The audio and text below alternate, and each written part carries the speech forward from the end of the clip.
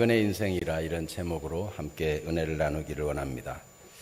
오늘 말씀에 보면 이스라엘 공동체가 모두 합해서 참으로 아름다운 화음을 만들어내는 것으로 비유할 수 있을 것입니다. 요셉도 그렇고 요셉의 형들도 그렇고 아버지 야곱도 그렇고 다 각각의 목소리로 아름다운 화음을 내는 것만 같습니다. 요셉이 이미 형들에게 대답할 것을 알려줬는데 이집트 왕을 아련할 때 형들은 생업이 무엇이냐 물어보니까 요셉이 말하라고 한 대로만 말을 하는 거예요. 그런데 사실상 이집트 왕은 이 요셉의 가족이 왔을 때 좋은 땅을 주고 기름진 것도 먹게 하고 원하는 거 다 해줄 그런 심사를 가지고 이야기한 적이 있어요. 그래서 요셉의 형들 중에 유능한 사람이 왜 없겠어요? 또 그 자녀들 중에 유능한 사람이 왜 없겠어요? 출세하려고 나는 요셉이 알려준 대로 고센 땅 말고 총리실 옆에다가 살게 해달라든지 왕궁 가까이 도시에 살게 해달라든지 그럴 수도 있을 텐데 형들 중에 아무도 그렇게 말하지 않습니다. 또 야곱도 왕을 아련했을 때 국빈처럼 대우를 받고 특별 수레를 타고 온 사람이 아닙니까?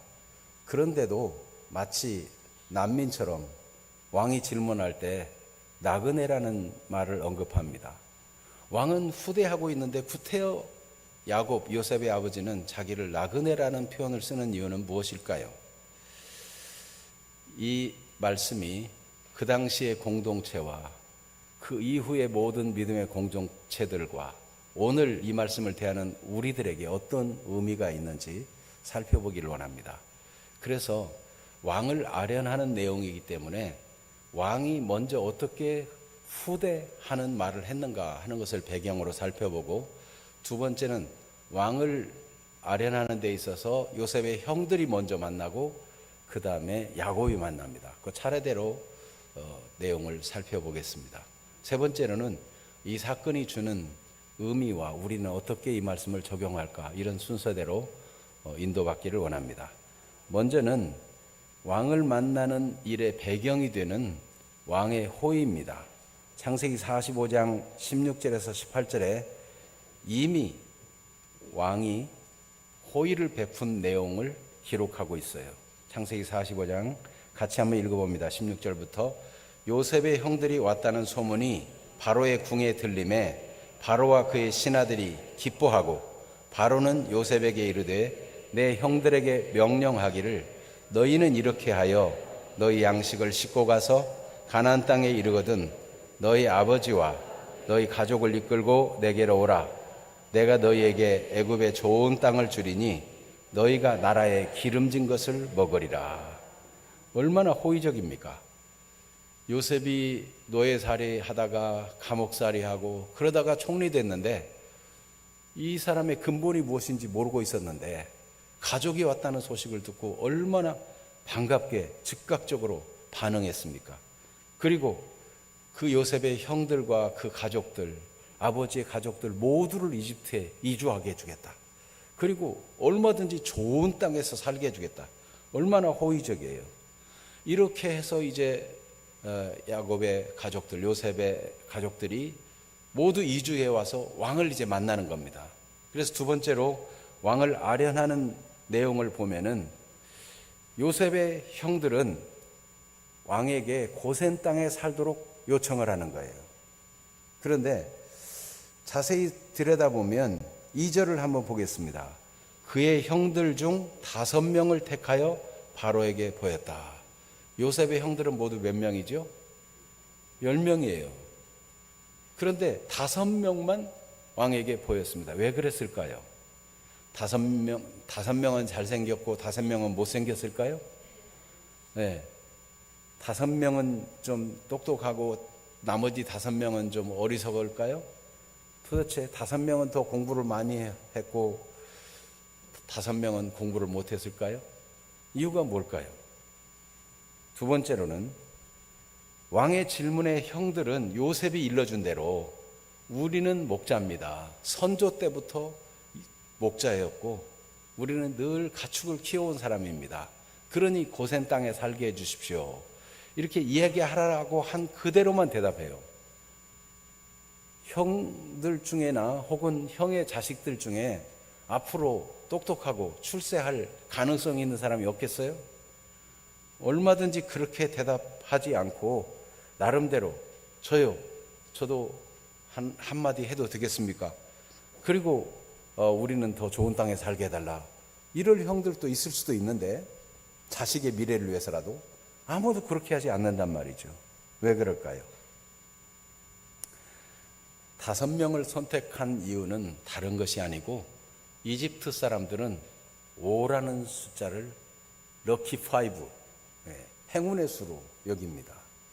이스라엘 사람들은 7을 아주 완전수로 좋아하는데 이집트 사람들은 5을 좋아해요. 그러니까 5명의 형들이 딱 들어오는 걸 보면 행운이 들어왔다, 이런 왕의 마음이 열리지 않겠습니까? 그 열린 상태에서 무엇을 요구해도 그들이 요구하는 대로 들어주기가 더 좋은 여건이 되는 거죠. 5명을 보낸 이유는 진짜로 고센 땅에 살고 싶은 겁니다. 그들이 요구하는 대로 해달라는 그런 출발점이죠. 그리고 요셉이 말하는 대로만 말한 이유는 형들의 생각도 모두 다 우리가 고센 땅에 사는 게 좋다라고 생각한 것입니다. 고센 땅은 이집트의 북부 외진 변방입니다. 사실 이 이집트 땅에 제일 좋은 땅을 주겠다고 하는데 그 땅은 그렇게 제일 좋은 땅이라고 볼 수는 없어요. 그런데도 요셉이 결정하고 지난주 본 대로 아버지 야곱이 결정한 대로 그 땅이라고 다 같이 이야기하는 것입니다. 이랬을 때 형들의 요구대로 왕이 고센 땅을 주겠다고 약속을 하고 그들이 요구하지도 않았는데 내 가축을 돌봐줄 사람이, 관리할 사람이 있겠느냐? 내 가축도 관리해달라. 생각지도 않은 가축 관리하는 직분을 얻을 기회까지 생겨요. 그 다음에 두 번째는 야곱이 이집트 왕 파라오를 만나는 이야기입니다. 왕을 아련할 때 왕 앞에 축복을 하는데 왕이 묻습니다. 그대 나이가 어떻게 되느냐? 그랬더니 야곱이 대답하는 얘기가 무엇입니까? 9절 말씀을 같이 읽겠습니다. 야곱이 바로에게 아뢰되 내 나그네 길의 세월이 130년이니이다. 내 나이가 얼마 못되니 우리 조상의 나그네 길의 연조에 미치지 못하나 험악한 세월을 보내었나이다 하고, 내 나그네 길의 세월이 130년입니다. 여러분 나이가 얼마입니까? 그러면 여러분 주로 어떻게 대답해요? 5학년입니다. 뭐 이렇게 대답하는 경우도 있고, 6학년입니다. 그렇게 나이를 다 밝히고 싶지 않아서 그런 수도 있겠죠. 그런데 야곱은 내 나그네 길의 세월이 130년입니다. 그리고는 험악한 세월을 보냈습니다. 지금 왕 앞에 좀 불손한 말을 하는 건 혹시 아닙니까? 야곱은 의도를 가지고 그렇게 말할 텐데 야곱은 왜 이렇게 말하는 것일까요? 나그네 인생이라는 것을 말해주고 싶은 거예요. 지금 이집트 왕은 왕위에 앉아서 온 나라가 다 자기 것이고 자기 마음대로 할 수 있고 이 왕위는 영원할 거라고 생각합니다. 정치인들은 정권을 한번 잡으면 안 놓고 싶어하고 그 정권이 영원할 거라고 생각합니다. 그런데 착각이에요. 야곱은 내 나그네 길의 세월은 130년입니다. 인생은 나그네 길이다 하는 것을 은연중에 들려주고 있는 거예요. 그래서 지금 야곱이 한편으로 보면 복음 전도하고 있는 겁니다. 인생은 나그네 길입니다. 인생은 허무한 겁니다. 다 잠시 지나가는 겁니다. 권력도 영원하지 않습니다. 그걸 암시하고 있어요. 그리고 험악한 세월을 지냈다. 인생이 아무리 부귀 영화를 누린다 해도 인생에는 우여곡절이 많고 인생에는 진짜 행복이 있는 게 아니다. 험악한 세월이다. 여러분은 어떻습니까? 여러분의 인생은 그냥 평생 행복, 행복, 럭키, 럭키 그렇게 지내오셨습니까? 참 사람마다 다 우여곡절이 있어요. 아픔도 있고 상처도 있고 관계에서 만난 아픔, 가족 간에 가지는 고통, 또 배운 거 못 배운 거, 또 기회를 놓친 것들, 뭐 섭섭하고 아쉬운 것들이 많고 한도 끝도 없겠죠. 인생이라는 것은 우여곡절이 있는 거예요. 다 그래서 인생만 의지할 것이 아니고 현실이 전부가 아니다. 이거를 야곱은 은연중에 이야기하고 있는 겁니다. 인생은 나그네 길입니다. 잠시 지나가는 것입니다. 이 땅의 것을 붙들 게 아니고 영원한 것을 붙들어야 됩니다 하는 것을 암시하고 있는 거예요. 우리가 복음을 전할 때 인간이 죄인이고 하나님이 인간을 사랑하시고 예수님을 보내주시는데 그를 믿음으로 구원받는다 이렇게 전체를 전할 수도 있고 부분적으로만 말할 수도 있어요.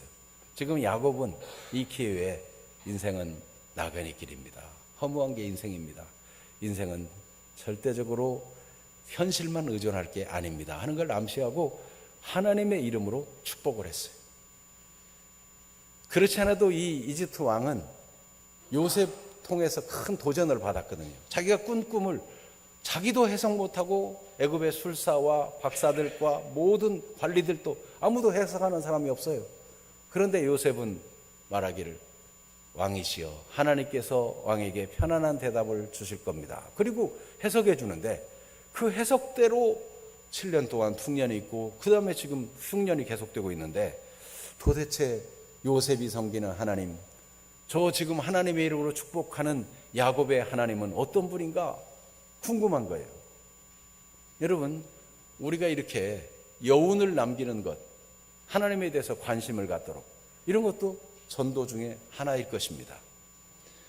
바로 야곱은 이렇게 복음 중심, 하나님 중심의 삶을 살고 있는 것을 보여주고 있는 거예요.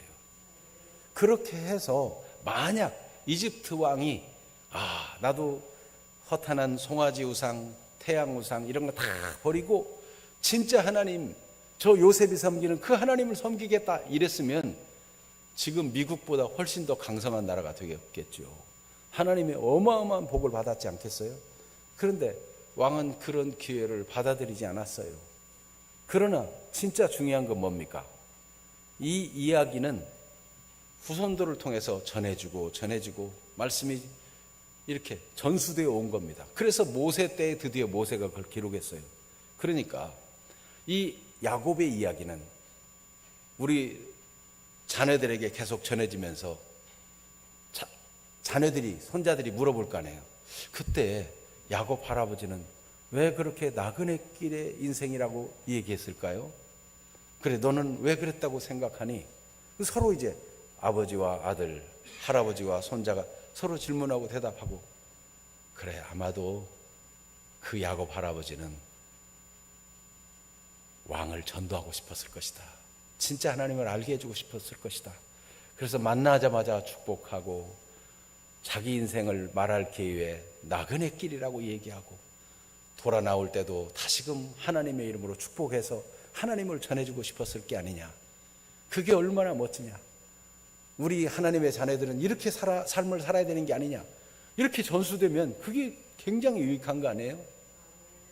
야곱은 그렇게 해서 결국 자기는 큰 욕심이었고 나그네 길 잠시 있다 갈 거니까 왕이 특별 대우 안 해도 괜찮습니다.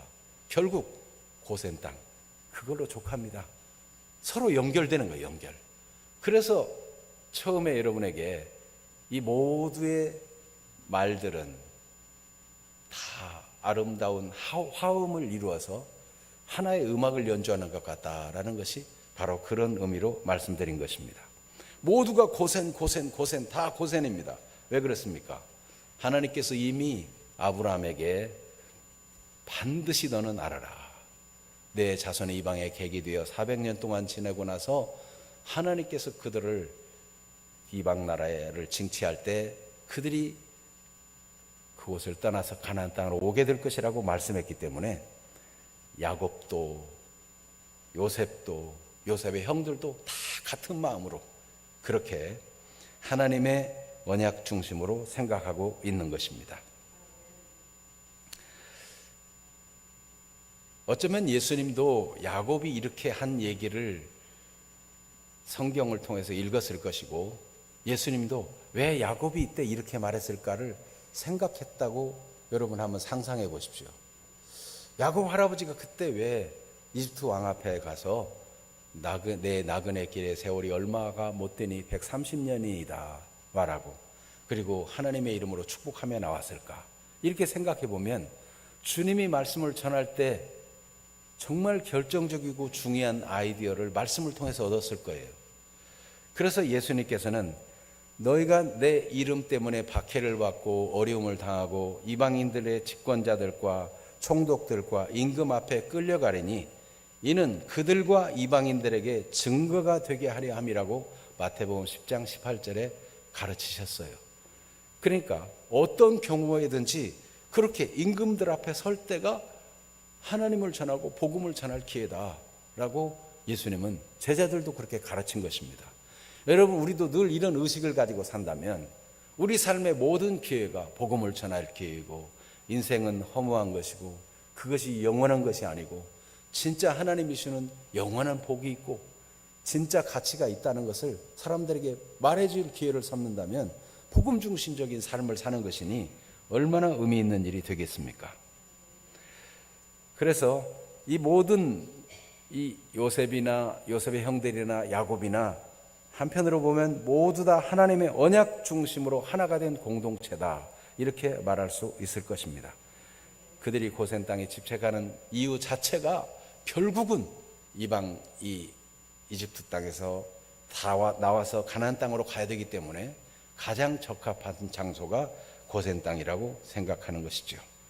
후일에 자녀들이 또 질문할 때 부모들은 그렇게 대답할 것이고, 그래서 같은 언약의 공동체, 같은 믿음의 공동체가 되어져 가는 것입니다.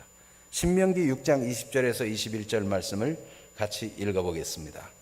후일에 내 아들이 내게 묻기를 우리 하나님 여호와께서 명령하신 증거와 규례와 법도가 무슨 뜻이냐 하거든 너는 아들에게 이르기를 우리가 옛적에 애굽에서 바로의 종이 되었더니 여호와께서 권능의 손으로 우리를 애굽에서 인도하여 내셨나니. 이렇게 늘 자식이 묻고 부모가 대답해주고 그러면서 하나님이 살아계시고 하나님이 섭리하시고 하나님의 백성들을 인도한다는 것을 계속 알려주는 거죠. 그래서 진짜 하나님 섬기는 것이 가장 복된 일이구나. 우상 섬기고 귀신 섬기고 그러면 저주와 재난을 받지만 참 하나님, 천지를 만드시고 세상을 다스리신 그 하나님, 독생자 예수 그리스도를 보내주신 하나님을, 그 우리를 사랑하시는 그 하나님을 섬기는 것이야말로 인간의 본분이구나. 이렇게 깨달아 알고 자녀들도 계속 하나님을 섬기고, 이게 얼마나 아름다운 일이에요. 그런 일이 우리들 속에서 계속 벌어지기를 우리 주님이 지금도 원하십니다. 그런 주인공들이 되기를 축복합니다. 아멘. 하나님 나라의 중심의 공동체가 되기를 원하는 것입니다. 약속 중심으로 하나가 되었을 뿐만 아니라 하나님 나라 중심으로 하나가 된 공동체. 하나님의 나라라는 건 뭐냐면 하나님이 세상을 다스리신다. 하나님의 통치를 중요하게 여기는 공동체. 그러니까 지금 잘 먹고 잘 살고 출세하는 게 중요한 것이 아니라 하나님이 우리와 우리 가문에 우리들을, 이 공동체를 향한 하나님의 뜻이 무엇이냐. 결국 400년 동안 나그네처럼 여기 살 것이지만 우리는 나가야 될 존재다. 이거를 똑같이 하나님의 다스림 받고 인도받고 하나님의 인도를 따라 가장 나가기 편한 장소, 그것이 우리가 살아야 될 곳이다. 하나님의 통치받는 하나님 나라 중심의 공동체입니다. 이렇게 하는 사람들은 복을 받습니다. 그래서 예수님께서도 말씀했어요. 마태복음 6장 33절 외울 수 있죠. 너희는 먼저 그의 나라와 그의 의를 구하라. 그리하면 이 모든 것을 너희에게 더하시리라. 무엇을 마실까, 무엇을 먹을까, 무엇을 입을까 이런 거 염려하지 않아도 하나님이 다 아시는데, 진짜 구할 것은 하나님의 다스림 받고 하나님의 인도 받고 하나님이 기뻐하는 일이 무엇인지 그 뜻을 따라 살아라. 그러면 이 모든 것을 너에게 더하신다.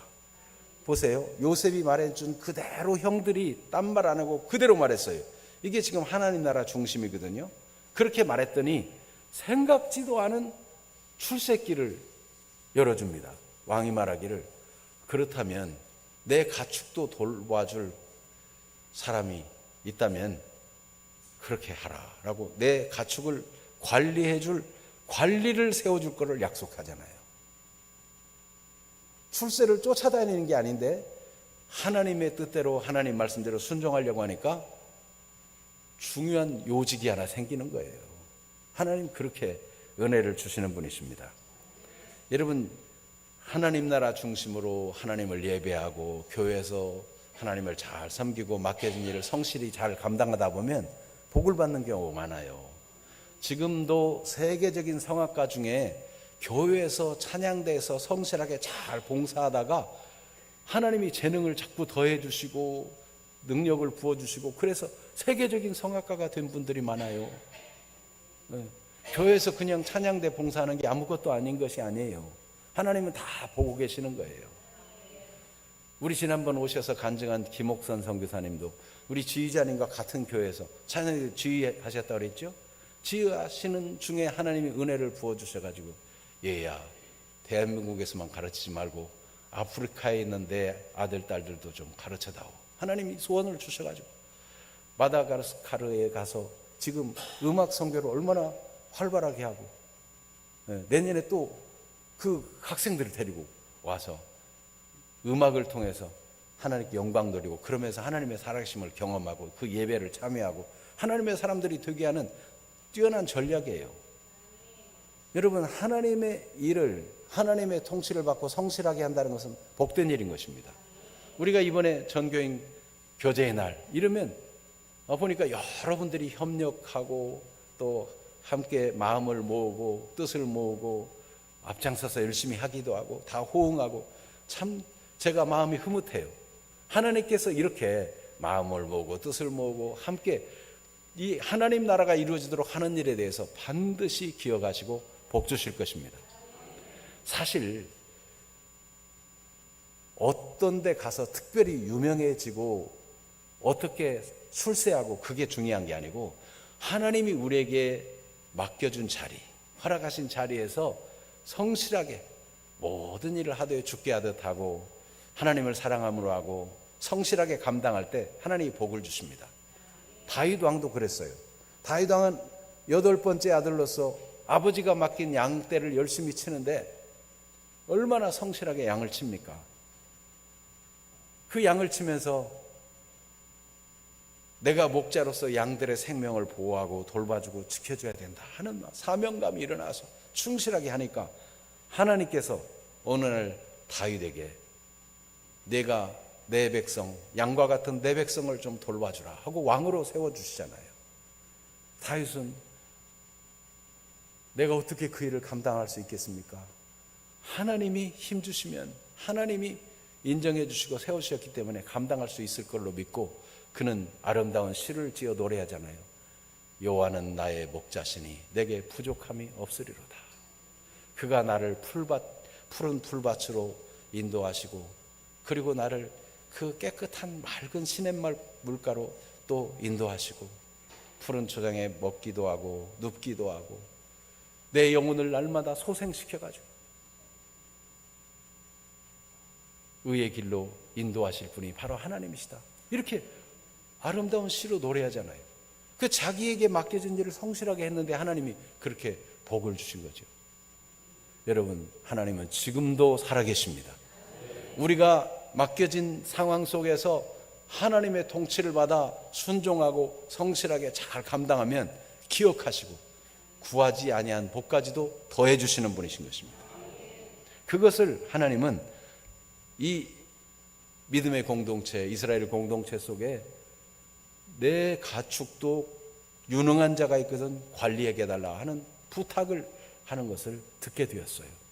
여러분, 자손들에게 이런 얘기를 들려주면서 출세를 위해 나간 게 아닌데 하나님이 이런 은혜를 주시는구나, 이런 얘기를 할 수 있지 않겠습니까?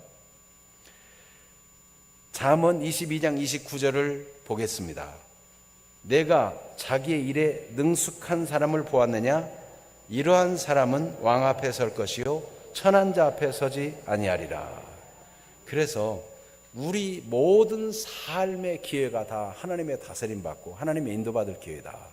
내게 이 직장을 주셨고 내게 이 일을 맡기셨고 교회 안에서도 내게 이 직분을 주셨고 이번 차례 내가 오늘 밥하게 된 것도 하나님이 나를 사용하신다 하고 각자 자기 맡긴 일을 성실하게 하면 하나님께서 존귀하게 만들어주는 겁니다. 그래서 자기 일에 능숙한 사람을 보았느냐, 이런 사람은 왕 앞에 설 것이요 천한 자 앞에 서지 않을 것이라, 이렇게 말씀해주고 있습니다. 교회는 사랑의 교제로 하나 된 공동체입니다.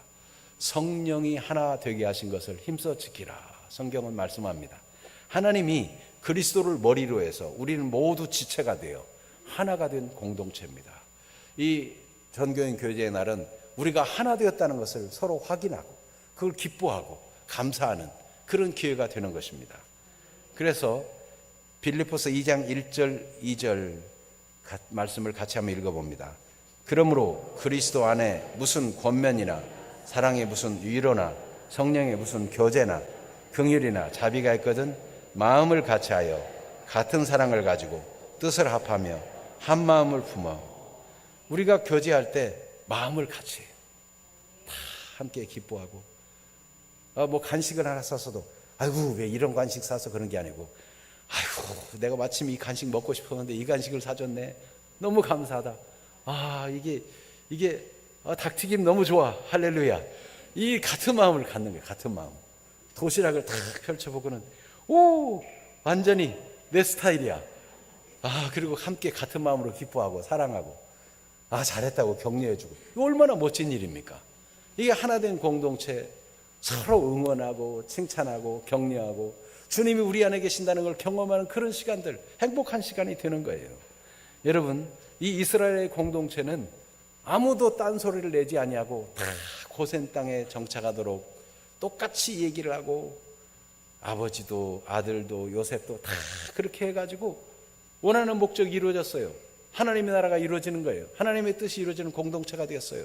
그래서 그 안에서 서로 사랑하며 귀히 여기며 지내는데, 요셉은 얼마나 또 기뻐합니까? 요셉은 총리이기 때문에 그가 할 수 있는 일을 하지요. 바로의 명령대로 아버지와 그 형들에게 거주할 곳을 줍니다. 11절에 어떻게 주어요? 애굽의 좋은 땅, 이 고센 땅 안에 있는 좋은 땅 중에 람셋이라는 곳을 그들에게 주어 소유를 삼게 합니다. 그리고 12절을 같이 읽어볼까요? 또 그의 아버지와 그의 형들과 그의 아버지의 온 집에 그 식구를 따라 먹을 것을 주어 봉양하였더라. 아주 풍족하게 공급하면서 함께 행복을 누리는 거예요. 이 아름다운 공동체, 우리 교회가 이와 같이 그리스도의 사랑에서 하나 된 공동체, 서로 사랑하고 격려하고 서로에게서 배우고 서로 격려하면서 함께 성장하고 유능한 사람들로 하나님께 쓰임받는 사람들도 일어나고, 이런 아름다운 공동체가 되기를 축복합니다. 이제 우리 찬송 220장, 교제에 대한, 성도의 교제에 대한 찬송인데 220장 찬송을 하고 말씀을 생각하며 합심해서 기도하도록 하겠습니다. 사랑하는 주님 앞에 형제 자매 한자리에 크신 은혜 생각하며 즐거운 찬송 부르네. 얼마나 좋아요. 네. 우리 한 피 받아 한 몸인 이룬 예수 그리스도의 한 피를 받아서 한 몸 이룬 형제 자매 친구들이 아닙니까? 한 몸같이 친밀하고 마음으로 하나 돼요. 마음조차 하나 되어서 우리 주님 크신 뜻을 지성으로 준행하세요. 아름다운 찬양으로 찬양하고 말씀 생각하며 기도하도록 합시다.